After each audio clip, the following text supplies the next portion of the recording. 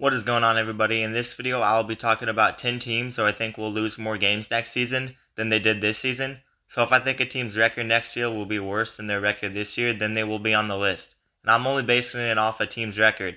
So for example, a team like Oregon State, who will obviously have a down year next year compared to this year, they will be playing lesser competition and probably win just as many games as they did just because of the competition they will be playing next year. So they won't be on the list.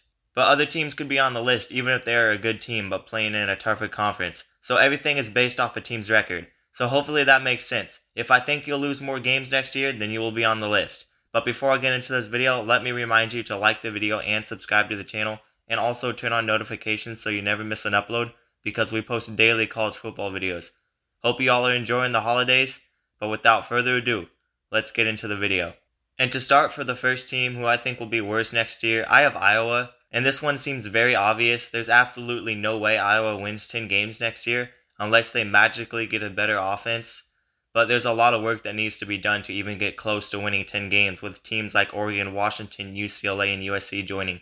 They will also have tougher non-conference games against Iowa State and Troy, just to add on to them playing teams like Ohio State, Washington, UCLA, and Wisconsin. They definitely don't have the toughest schedule in the Big Ten, but they were lucky to get 10 wins this year, and I would figure we will see more competition within the Big Ten next year. I would love to see Iowa versus USC, but we will have to wait for that matchup, and by the time that they actually play, they might have a better than terrible offense or defense, depending on which team you're talking about. But honestly, Iowa could struggle to win 6 games because they are losing a lot of seniors on defense too. So it's definitely going to be a bumpy road for the Iowa Hawkeyes. I think they will probably go like 7-5 next year. But for my second team on the list, I have UCLA. Similar to Iowa, they will have tougher competition, and they also just lost 5-star quarterback Dante Moore, and there were rumors about their head coach leaving, and the vibe at UCLA has been completely off. I will give them props though, because they did just beat Boise State in a bowl game yesterday, but UCLA definitely is going to take a bump next year, and might not even make a bowl game. But they did only finish 7-5 in the regular season this year, so they might be able to come close to that, but the competition they have next year is a lot. They have to play LSU, Oregon, Penn State, Washington, Fresno State, USC, Iowa. Those could all be 7 losses for them. And they also have some other games that they could possibly lose in the Big Ten.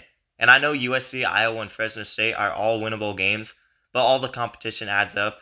And I see a 5-7 or maybe 6-6 year for UCLA next year, which would be worse than 7-5. For my third team on the list, I have another team moving into the Big Ten, which is Washington. And I don't see Washington having a major downfall. I still think they will compete in the Big Ten, maybe a 10-win season, but they won't go 12-0. They have a lot of seniors, and I'm still unsure if Will Rogers is the guy for Washington. He's not the same quarterback like Michael Penix Jr., but honestly, you never know. Some people perform better in different systems. But I do think Washington will struggle a bit more next year. Definitely moving into the Big Ten, they will have games against Michigan, Penn State, Oregon, and also games against USC, Iowa, and UCLA, which they will probably win. But USC has the potential to maybe improve next year, because it seems like they are finally making progress, picking up people on defense from the transfer portal, and also getting a new linebackers coach who was a former head coach at the FCS level with multiple national titles. So that's very interesting.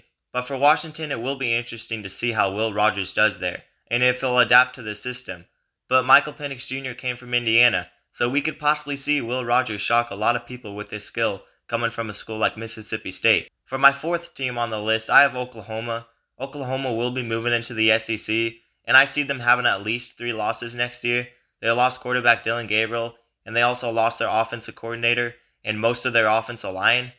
Oklahoma will still be good and possibly be a 12-team playoff contender, but it's going to be really difficult to match a 10-win regular season again. They do have a pretty good backup who has potential to be great in Jackson Arnold, but the competition they are playing will not be easy. They have to play Texas, Alabama, LSU, Missouri, Ole Miss, and Tennessee next year. And they also have a non-conference game against Tulane that they should win, but you never know. And Auburn is on the schedule too, and Auburn could be better next year. I really see Oklahoma going 8-4 or 9-3 next year unless they really figure their stuff out. But the fifth team on the list is Mississippi State. They just lost their quarterback Will Rogers to the transfer portal, and they need a lot of help. But they do have a new head coach, so maybe they could get more than 5 wins, but it's going to take time to build that team back up. And I only see them winning 4 or 5 games max, and I would expect like a 3-9, maybe 4-8 season from them. Their schedule is going to get tougher next year. They have Arizona State and Toledo at the start of the year, they could possibly split those games and go 1-1 in those 2 games. And then they have to play teams like Georgia, Texas, Texas A&M, and Florida, who I assume will be a little bit better. And they also have Tennessee and Ole Miss and Missouri at the end of the year, which are 3 very tough games.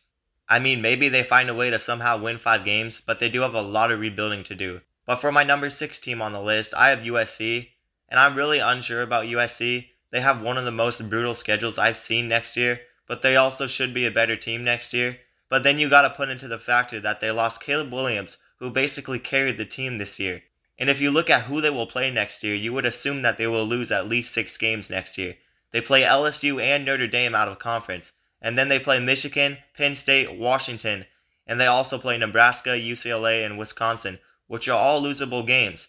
And some of these teams like Nebraska and Wisconsin, they seem like they will be a little bit better, but I don't know, because they do have a lot of work to do.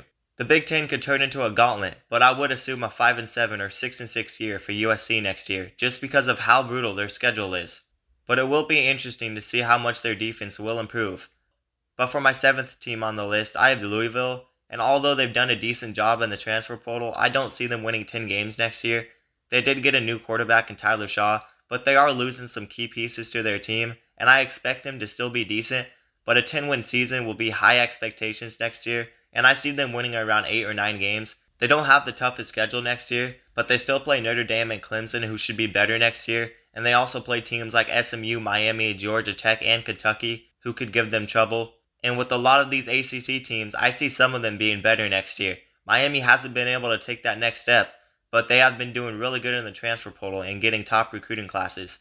But we'll see how Louisville does next year. Maybe this year was the beginning of something bigger. For my 8th team on the list, I also have another ACC team. I have Florida State, and they will absolutely still be a playoff contender, but they lost their 2 top receivers, and they lost their quarterback Jordan Travis, and also lost a lot of other key guys on that team.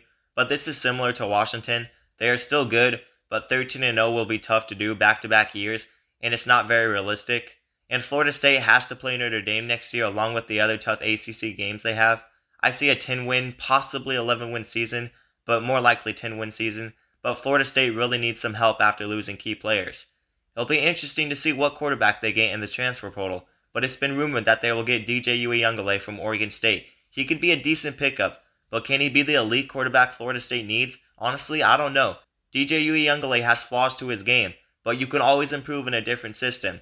I'm excited to see what Florida State does next year, though, and how they will respond from getting robbed from the playoffs. For the 9th team on the list, I have Oklahoma State from the Big 12, and I wanted to add a Big 12 team to the list. I'm still really unsure about the Big 12. It's very unpredictable next year, and it will be an easier conference because Texas and Oklahoma are leaving.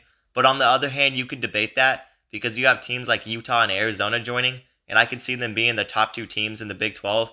Then you also have a Colorado team who will be a lot better, and then you have Arizona who has the chance to be a lot better too. So the Big 12 is very open, but I don't think Oklahoma State will win 9 games next year. Definitely if they lose Ollie Gordon, which has been heavily rumored, but we will see. I could be completely wrong, but I see Oklahoma State taking a bump next year. They're losing key receivers and they're losing their quarterback, and if they lose their running back, that would seal it for me. But if they somehow keep Ollie Gordon, I could see them possibly winning 9 games. But it will be interesting to see because they have a pretty decent head coach, and they had an amazing turnaround to this season.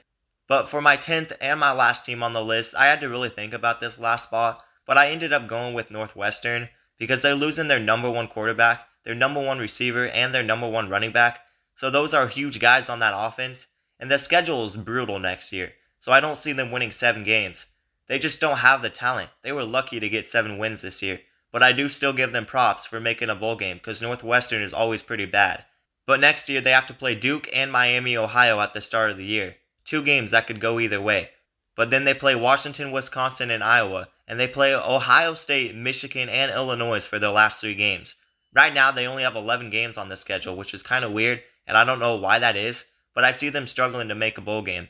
I see them going 4-7 or 5-6 with those 11 games on the schedule. I have no idea how they will get 7 wins next year. I don't see it as a big possibility. But at the end of the day, this is all just speculation, so don't get mad if I added your team to this list. Nobody knows for sure what will happen next year, and I may have missed some teams, but I really thought about it, and I hope I didn't miss some teams, but I thought I would do a video kind of previewing next year, and if you disagree with me, that's fine. Let me know down in the comments below, But anyways, I hope you guys enjoyed the video. But here's a reminder to like the video and also subscribe to the channel so you never miss an upload, because we post daily college football videos.